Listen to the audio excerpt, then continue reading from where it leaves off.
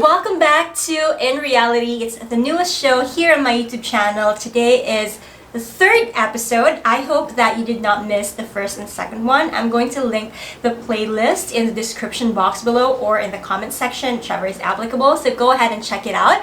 But today's special guest for this episode is going to be my previous colleague in my previous company, and we're going to talk about being a working student while being employed in the BPO industry. And my guest has a first-hand experience on this, and I really want you to hear about his inspiring story. So if you're ready to meet our guest, come on in. Let's go.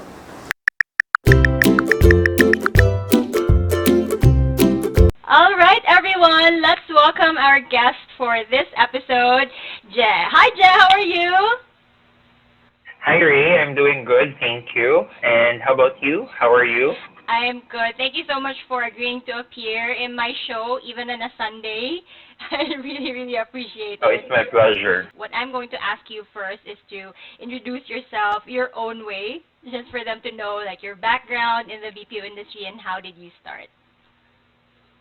All right, so once again, hi everyone. Good afternoon. And but I am 𝙤𝙤𝙨𝙘𝙧. Everyone calls me 𝙤, so you can also call me 𝙤. And I started my BPO experience way back 2012. Just like everyone else, I started as a customer service specialist. It was a banking account. So we specifically handled checking, savings, and credit card accounts of our customers located in the United States. So I took calls for, I think that was almost 2 years. And then after that, I got promoted as a peer coach. And then I was also a team lead for quite some time. And then later on, I joined the training region. I was a process trainer, and I handled classes, conducted classes for new hires. And this was basically my BPO experience until I ended my job in the BPO, which was way back 2019. And actually, 𝙤 and I were together in the same company and same account, same team actually. So I've Yes, handled your online training class before you became one of the trainers, which was a true. very Yeah, nice experience to be able to see some of our trainees really move up and fulfill or achieve what they think is best for them during their stay in the BPO. But today, the meat of our conversation really is about you being a working student, because a lot of our viewers here are planning to apply. However, some of them are still students or they don't want to leave their studies.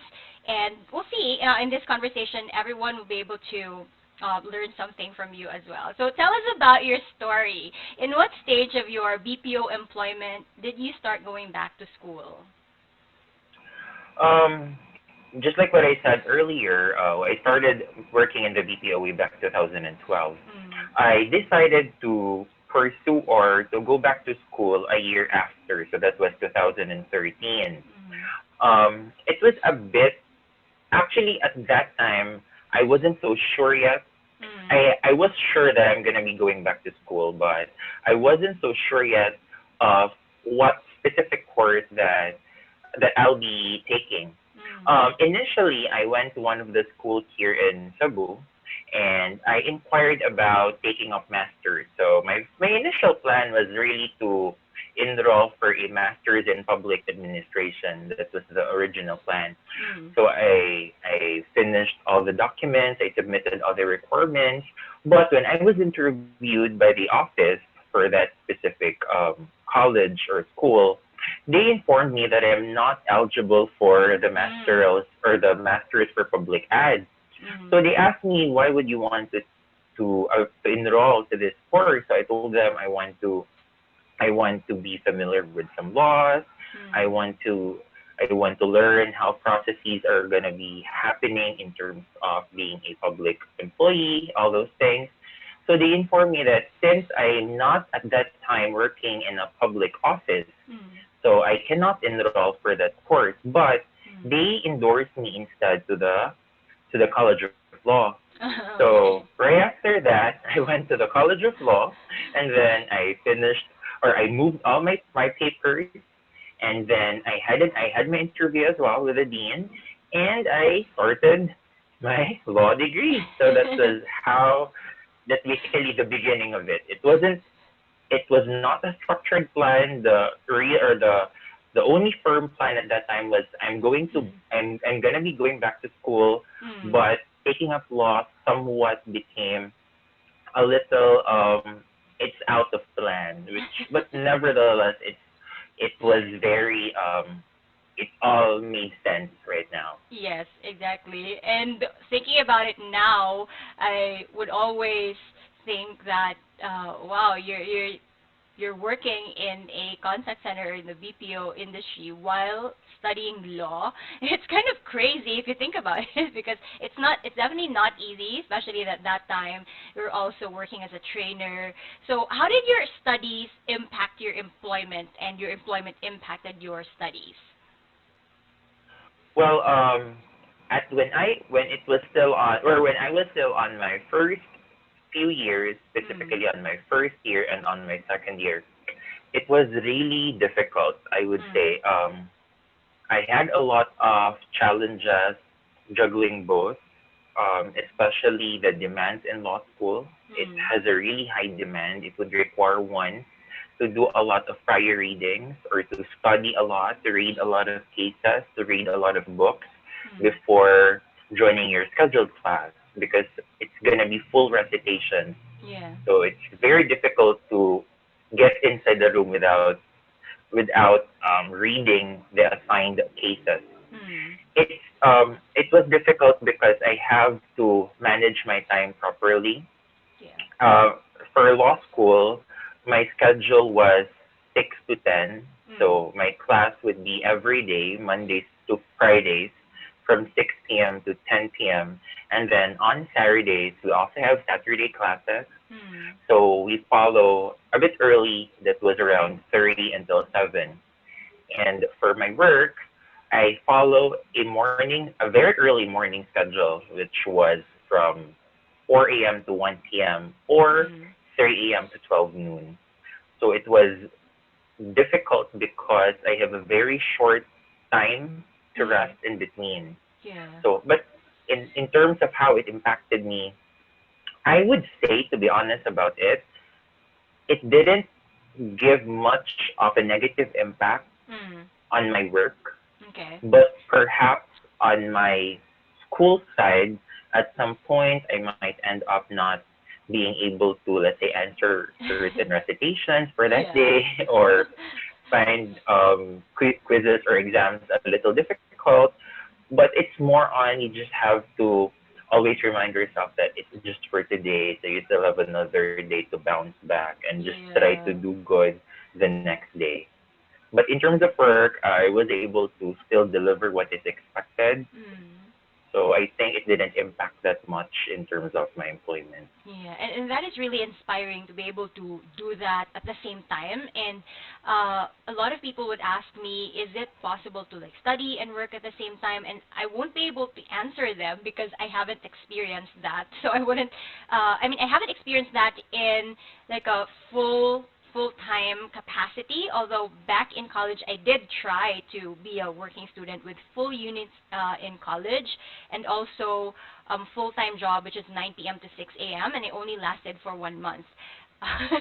So, and then I told myself I wouldn't do it anymore because I couldn't really take the schedule and I didn't get enough sleep. So that time, what pushed me really was because I wanted to have money for myself. So in your case, what pushed you to work and study at the same time, or who or what was your inspiration?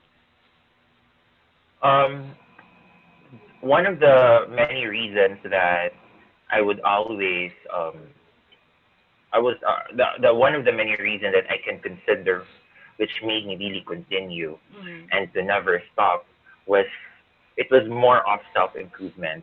Okay. When I started, it was like a love at first sight momentum for Mm. me, love at first experience in this context. When Yeah. I started my law course, I realized that I fell in love with the degree or with the course, Mm. and I really want to finish it. Mhm. So that was always my reason that I started this and I really liked it. I fell in love with it, so I must finish this. Mhm. So that was my inspiration that Mhm. kept me moving to really pursue day by day. Yeah. And basically, I perhaps that motivation was Mm. successful because I was able to really continue. I was able to complete the course. Mm. In terms of being a working student is difficult, I would agree that I also heard that comment from a lot of my friends at that time. Yeah. So they would always tell me that, oh, so you're working while you are studying? Yes, Yeah. I am working full time and I am also studying full time. So they would ask me, do you have a very less load in school? Mm. And I told them, no, I also took Full up all load. the load, or it was a full load, yeah. So, because for me at that time, it would be a waste if I'm not gonna be taking up all of my subjects because it's just Mm. the same effort. You're gonna be going to school, you have to Yeah. study, so why not just get everything, right? So it's just gonna be a single blow at the end of the day. So it was I heard a lot of comments that it's difficult and I would say it's really difficult, but I would say it's very possible and it's manageable. You just have Mm. to always um you just have to always station your mind that you decided to have this, Mm. then you need to pursue this. Yeah. And at that time my prayers were actually less of passing my exams or Mm. not or to always deliver what is expected at work. My prayers would always be for me to maintain to have a good health because Okay. that's one of Yeah. the things that would really be impacted a lot because I have very few rest periods or Mm. my sleep would be around 2 to 3 hours only per day to be honest. Mm. So I would always remind myself that or I would always pray that hopefully I won't get sick because of this, because Yeah. I don't have enough rest. And if I'm not, or if I'm gonna be sick, there are two things which will be affected. It's just Mm. not my school, but it's gonna be my work as well. So I need Exactly. to remain healthy. So those are the things that I encountered and what motivated me to continue. Yeah, that's nice. And the way I see it is that it would be much manageable if you actually study something that you like what you're saying, as opposed to That's studying true. something that you're not interested in, because there's no purpose of doing it at the same time. You're just you're just making it difficult for yourself if you don't like what you're studying. So I think it really worked well for you.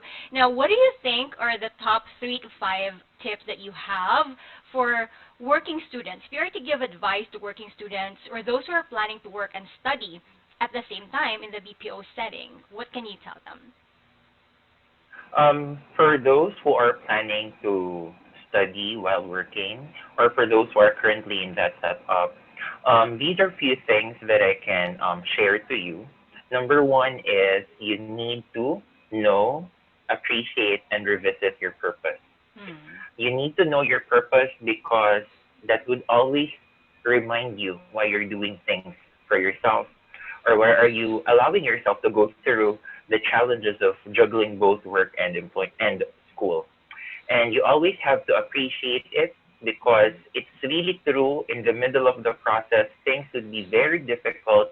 Sometimes you're going to be losing control of both roles that you're doing. So you always have to appreciate your purpose for you to be motivated again. And Hmm. lastly, you have to revisit that purpose Hmm. at some point, or let's just say every end of the year, you have to recalibrate yourself, revisit how your year ended. Were you able to achieve what you wanted? Are you still happy? And Hmm. try to link that back to your purpose. Revisit your purpose. Second is, I need you to also manage your time. Yes. This is very important. Manage and plan your time. So when you say manage, especially for those who's going to be working and studying, I do not suggest for you to manage or to plan it in a very long term. Hmm. So it would work best. This is for me personally. It worked best to take things day by day or day or Yeah. one day at a time. So what I usually do is upon waking up, I would plan what would happen Mm. for my day. What are the things that I have to do? And when you say planning, do not juggle them in a single plan. So always remind yourself that you're actually playing two roles, and Mm. those roles cannot go together at the same time. So they have their own segments in your life or in your day. True. So try to chunk it as well. So make a separate list of things to do for school and make a separate list of things to do for work. Mm. And try to manage your time, but of course they should not go against each other, or you'll have enough time to do still with quality your deliverables on each obligation or on each side. True. And lastly, one thing that I can give as a tip for those who would want to study and to work in the BPO is to always pray. For me, prayers is really one of the best key for you to Mm. accomplish the things that you're gonna be doing. It helps you emotionally and Mm. physically as well. It enables you to be patient with yourself, because Mm. sometimes we tend to be disheartened one if let's say one goal or one task wouldn't go the way you want it, and you Yeah. end up blaming yourself that because I was studying I was not able to deliver this, or because I was working I was not able to pass this.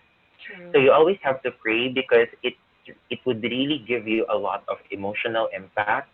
um, and in terms of your emotional side, it's more on self. It's more on you who can actually manage it. And for me, one of the best ways for me to overcome the emotional aspect is to really pray and also try to seek for guidance. So those Mm. are my tips for those who are planning to Wow. study and work at the same. Wow, thank you so much, Jess. Those are some amazing words of wisdom that I think everyone can learn from. And those are very powerful words as well.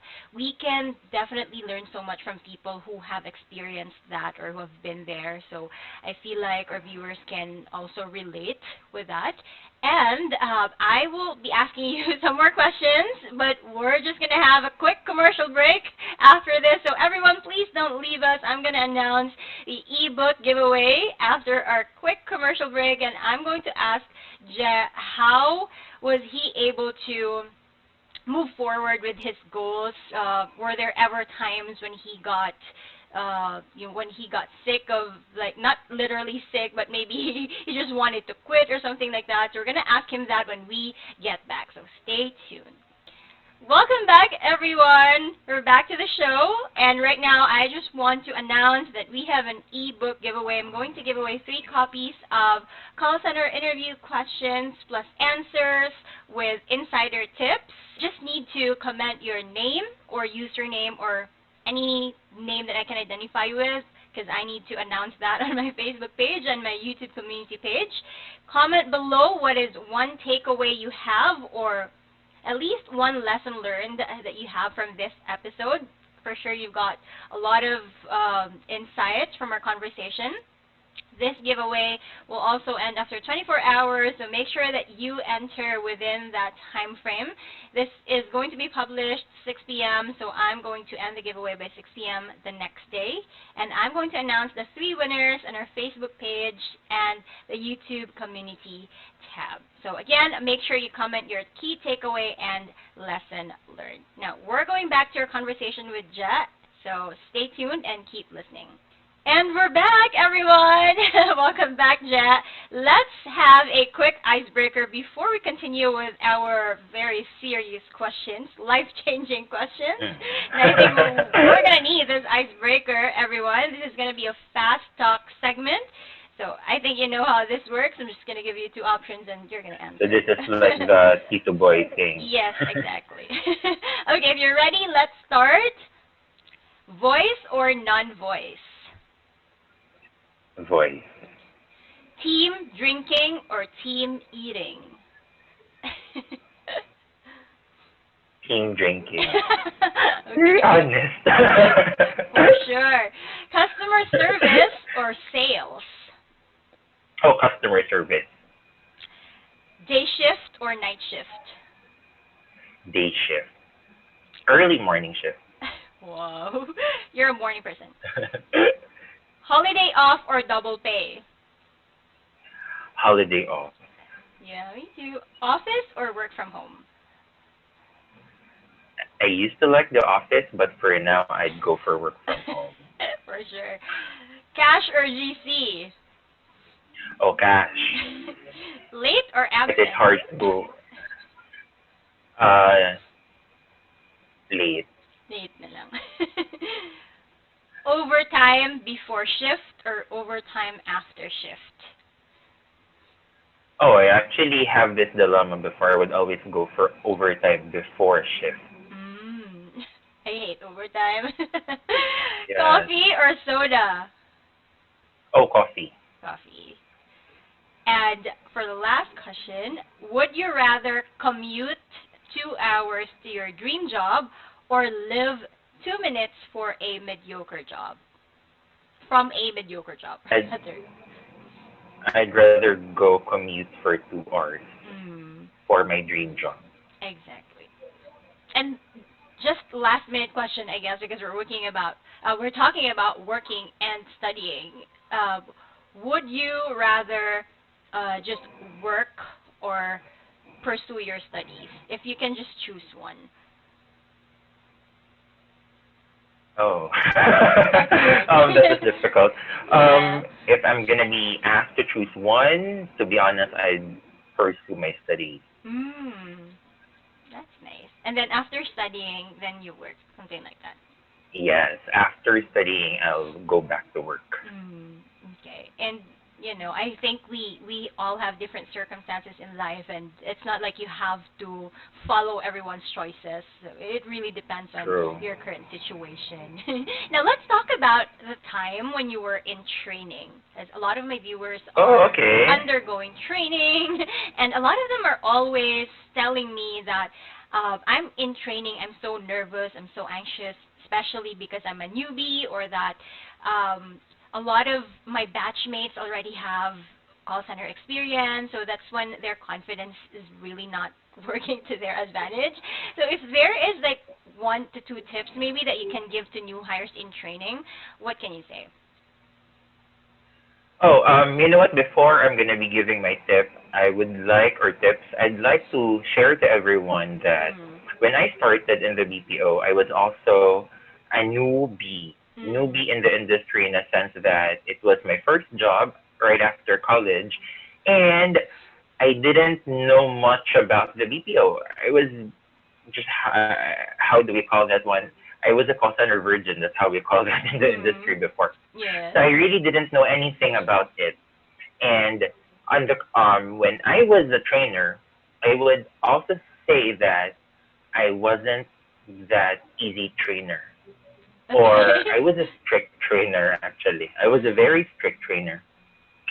So for those who are new to the industry or who are afraid or have these fears that they may not be able to do it because they don't know anything about it yet, top two things that I would always tell my trainees is number one, it is impossible to learn things overnight.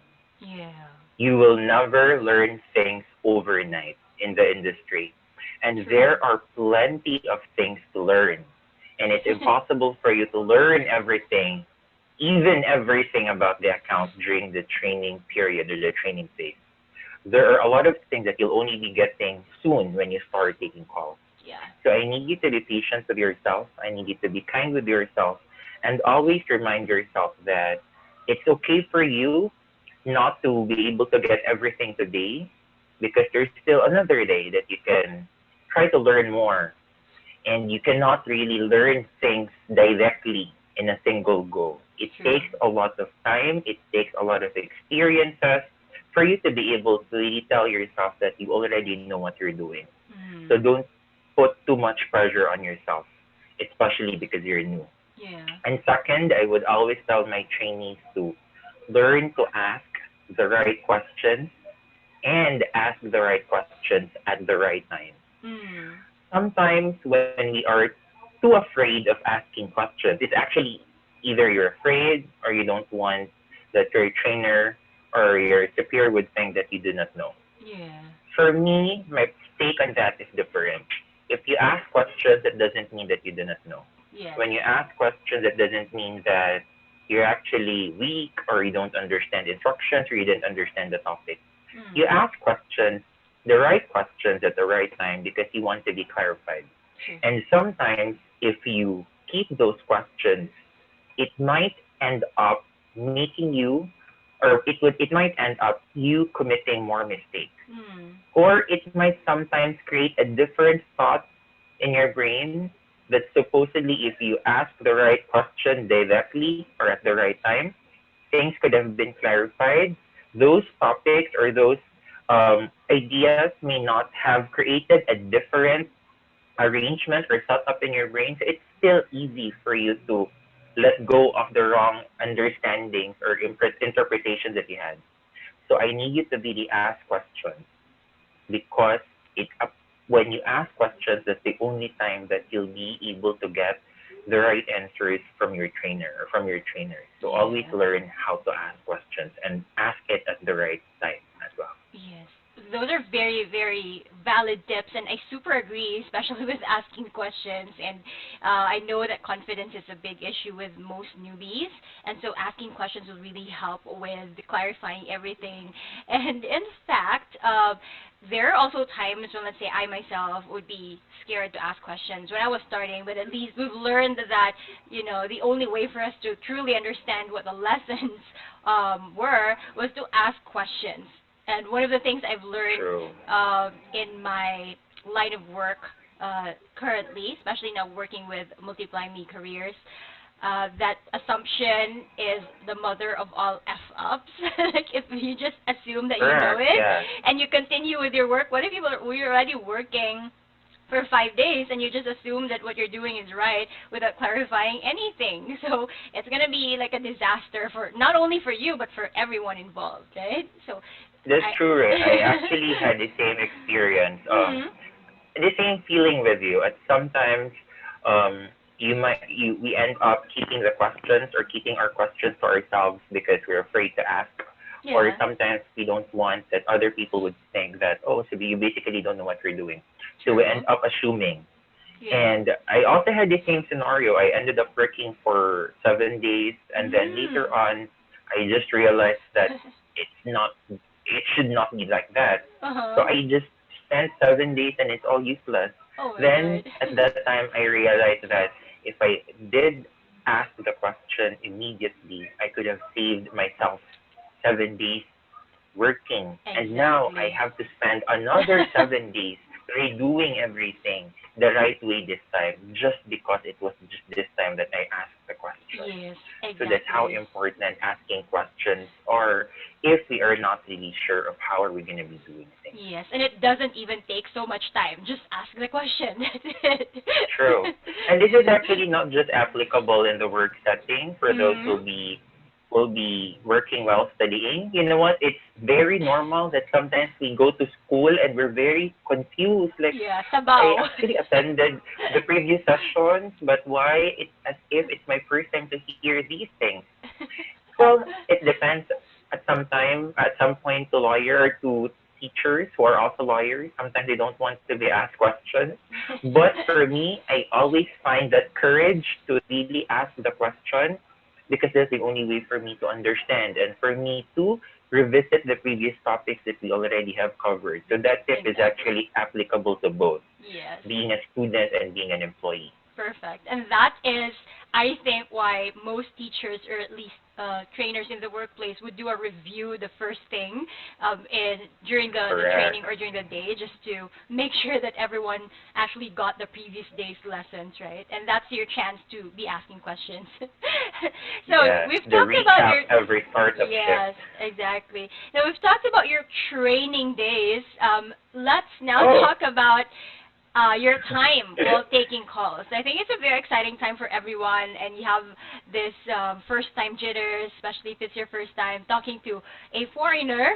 So someone who is entirely different or has an entirely different culture from yours, and not to mention someone who is at the other side of the world, right?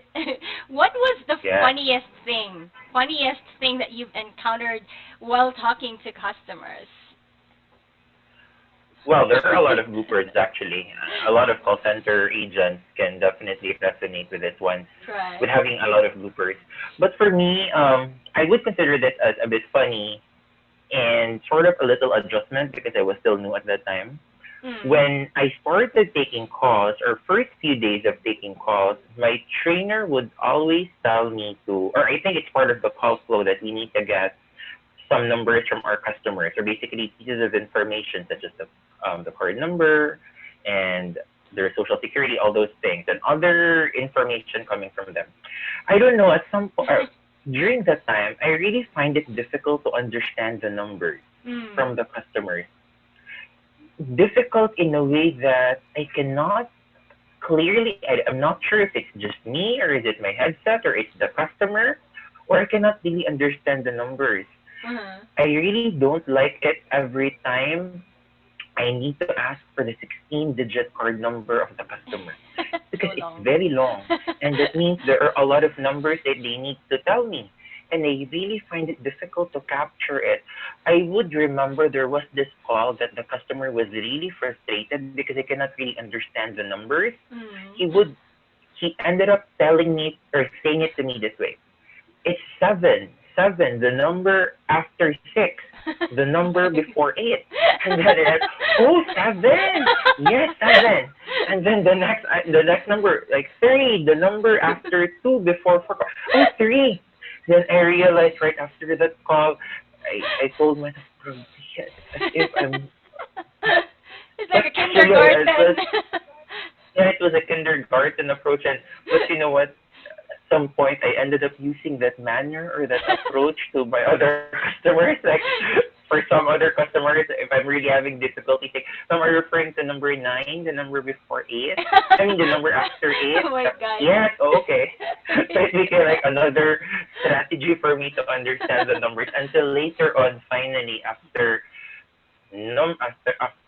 hundreds of calls, I was able to master Mm. capturing the digits finally. But this is very difficult for me. I don't know. I can understand their question. I can understand what they're talking about, what happened to their accounts, what's their problem. But when it comes to numbers, that time it is very difficult for me to understand it. Yeah, and I think you're But not later alone on, in good that. thing I was able to improve that. Yeah, you're not alone Yeah. in that. I did get some comments before asking me what if like the customer would say the numbers really fast and they won't be able to catch up. I do have a video about that as well on how to handle fast talking customers.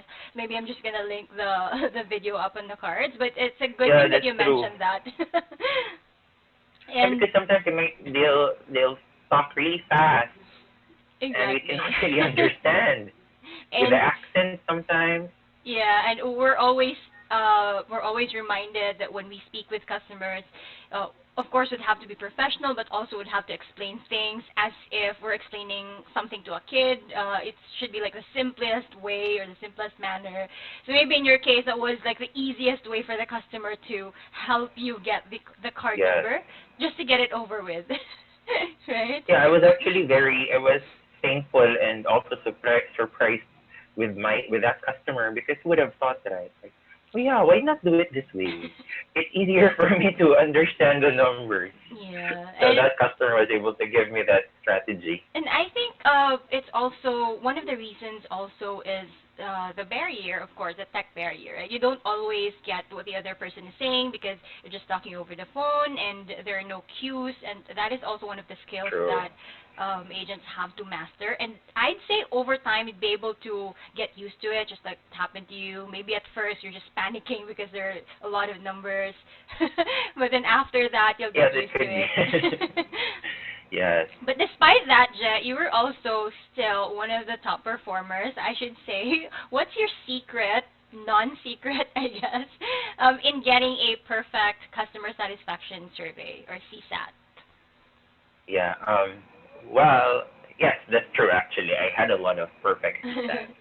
Um, this is one of the things that I learned during training. I used to call it as the kiss, kick, kiss method, Mhm. and I always apply that in all of the calls that in all of the calls that I took. When you say the kiss, kick, kiss method, we have to kiss first, so we have to acknowledge first our customer's emotions, and then do the kick, which is where the factual side would happen. So it's where you're going to be explaining things, tell them if you need to, let's say, tell them something which is a little disappointing for them, or the thing that you can do is you're going to insert that in the kick part, and then kiss again by making them understand the benefits of what you're going to be doing or how will it help them. So you're basically trying to approach your conversation in the kiss, kick, kiss manner. Or I Mm. sometimes call it as the feelings first, acts follows. Yeah. So especially if our customers are very disappointed or upset, it's not going to be advisable for you to approach directly with the facts or with you explaining, Yeah. because they're not going to be listening to that, or they're not going to appreciate that. You need to acknowledge the emotions first, so feelings True. first, then facts will follow. Yeah. Agree, agree. I like that. That's an Yeah. approach. Yeah, that's an approach to get perfect CSAT. Then of course Yeah. you have to be very courteous, very kind, very accommodating. The intonation, also the way you explain things to your customer, it must be very concise and clear. You have to Mm. be very audible. Your customer must think that you know what you're doing, even though at some point You don't. you're not really sure about it. But you need to make it appear that you are an expert, because you should be, and your customer will actually give you a perfect CSAT after the call. Yes, So yes, those I are the like that. And keys it's to always like a nice success. boost if you get a perfect CSAT. And I agree with feelings first before facts, because we're talking with humans. Even though we've Yeah, even though we're talking with, like, I don't know, it depends on how fast you are, but you're probably gonna talk with almost 100 customers in one day. Depends on your yes. account. But life is Very not queuing. yeah, life is not all rainbows and butterflies. So there are times when you also get a DSAT, or dissatisfaction rating. And in those times, how do you bounce back, and how do you like handle it? You know what? There's this funny, weird thing that I do whenever I have failed surveys. Mm. Whenever I have failed surveys, number one that I'll be looking at is my station. Okay. I would remember the station where I was seated, and I will never sit there again. I would Really? always tell myself, I think there's something wrong with this Bad station, energy. because this station cost me a failed CSAT. And other than the station, I'll transfer to a different station. Then other than the station, if it's not really possible to transfer though, for me, the best way to really bounce back is to learn your opportunities. So Mm. this is where the coaching sessions with your TLs or with your trainers would really play a lot. You have to be very receptive to feedback. You need to learn, or you need to understand what are the things that you could have done, what are the things that you should not be doing again, and what are the things that you should be doing the next time. And always tell yourself that there are a lot of calls, or there are plenty of calls that you'll be taking. If you will be emotionally affected with a single failed survey and you won't be able to move on immediately from it, the succeeding calls will also be affected. So you Mm. need to station yourself that it's just that single call that doesn't really create an impression of me entirely, that the way Yeah. the customer called, or the way the customer said it, that I do not know, I don't know how to speak in English properly, they cannot understand me, or I don't know what I'm doing. So just limit that experience to that experience only. And don't give too much emotional burden from that experience, because it would really affect the next cost. You know what? Sometimes I would Yeah. always tell this to my friends and to my peers in the call center before, that other than learning the skill of being courteous, being accommodating, being an expert for our customers, internally it helps us how to move on right away. Oh my God, We're yes. very good in moving on already, because imagine from a very let's say Stressful from a call. very disheartening, stressful call, in a split second because there's another call that you need to attend, you have to move on, right? Yes. Imagine from a, I'm very sorry. Thank you for, you have to be energetic again. So Yes. you really have to move on that quick. So Right. moving on is very important. It's nice that you mentioned that because now I realize it's true. It's kind of a skill that we have mastered as well. That you have to shift your emotion right after having a very stressful call, hoping that the next call would be a lot nicer and a lot easier for That's you. true. And then you don't And if you really have, notice sometimes, sorry, you don't really have time to yeah. process your feelings, right?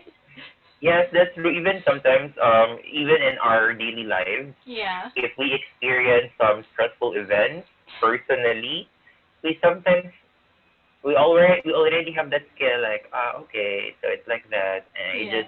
I don't need to be affected that much. Then move on I and then agree. I proceed with the next agree. part of your life. So Yeah. that's one of the things that being a call center have taught me a lot, and I've been applying Yeah. that up until this day. Move Yeah. on I right feel like away. I feel like sometimes I might come off as insensitive because I'm like, okay, so that happened. We've learned from it. Let's move on to the next. So there's really no time to grieve and whoo, what happened, Yes. right? Well, I think that's a blessing in disguise for us because with everything that's happening, it's I guess we're more equipped to handle our emotions better now because of the Yes. many different types of customers that we've handled in the BPO industry. So, wow, thank you. Thank you so much for sharing that. Now, as a finale of everything, I know for sure, and we've established that working and studying at the same time is not easy, but it is doable, right? Uh, Yes. were there ever times in your journey wherein you felt like, you know what, this is not for me, I'm just going to quit, either quit studying or quit working? Yes, I would be honest about it. There were a lot of times Mm. that it occurred to me that I think things are really getting very difficult. Aside from having it very difficult, it was very, very, very tithing already. Mm. But during that time, at some point, I realized that why not quit studying perhaps Mm. and continue working, or for some days, why not quit working and then continue studying? But then later on, I realized that I don't know if it's just for me, but I find it a little bit sayang because Mm. I started both already and I'm Mm. already in the middle of the process. So I've invested a lot already, a lot of time, a lot of effort, a lot of finances already in paying my tuition fees. Yeah. So it's too late for me to just quit. So I really have to continue. So what I usually do is again, just like my tip earlier, if you know your purpose, if you always appreciate and revisit your purpose, it will keep the fire burning within you. It Mm. would always remind you that again, there is a purpose why I'm doing this, and that purpose wouldn't happen if I'm gonna be choosing the easy way. So Mm. there's really a way at that time, and that way was really difficult, but you really have to go through with it because it is possible. You Yes. just have to keep reminding yourself that it is possible. You just have to keep moving Yeah. because you can do it. Wow, that is so amazing. And this has been a very meaningful conversation, Jeff. Thank you so much for your insights. Oh, And thank you, Ray. it's been great talking with you about this after such a long time. We haven't seen each other in a long time. Yeah, So, no, I actually enjoyed because this made me remember my call center days. I just yeah. remembered those funny moments, the training time, Right. me being a trainer. So those are one of the best memories that I would always be Yeah. bringing And because those were really fun. yeah, and I'd say it's been like a huge part of our career as well because we've spent so many years in that company or in the BPO industry. So do you have some last words before we end? Well, once again, I hope that if you have desires of working while studying, if you're looking for a sign, this could be the sign. Yes. Go for it. And then always remember that it's not gonna be easy. I would be very frank in telling you that it's not gonna be easy. It's not a walk in the park. If it is, it's like a Jurassic Park, perhaps. It's gonna be very difficult. But at the end of the day, it's not just me. One thing you might have heard this a lot of times from your friends that it's impossible for you to be serving two kings at a time or two bosses at a time. That's the general rule, and there's always an exception to the general rule, and you Yeah. are going to be the exception. You will be an Wow. exception because you should be able to deliver with quality and ease to both masters in a single time, to your Yeah. employment and to your work and to your school. Again, it's not possible. It's something that you can really do. You just Yeah. have to start, and you have to remember what's the purpose behind it. So Yeah. that's it for me. I'm feeling the lawyer vibes right there, Jess. Thank you so much for this Thank you, time. as always. And Well, everyone, thank you for inviting me. yes, you're very welcome, and hope to speak with you again about different topics in the next future episodes. We'll see, and I'd just like to invite everyone again to join our ebook giveaway. Make sure that you comment one takeaway or lesson learned from my conversation with Jet today. For sure, you've learned so many things. It's a very inspiring story. So all you have to do is write your name or username in the comment section plus the lesson learned, and you'll be entered for our giveaway. I will choose 3 winners within 24 hours, and just watch out for the announcement on my Facebook page and YouTube community page. And that's it for today. Thank you. See you in our next episode. Take care and bye.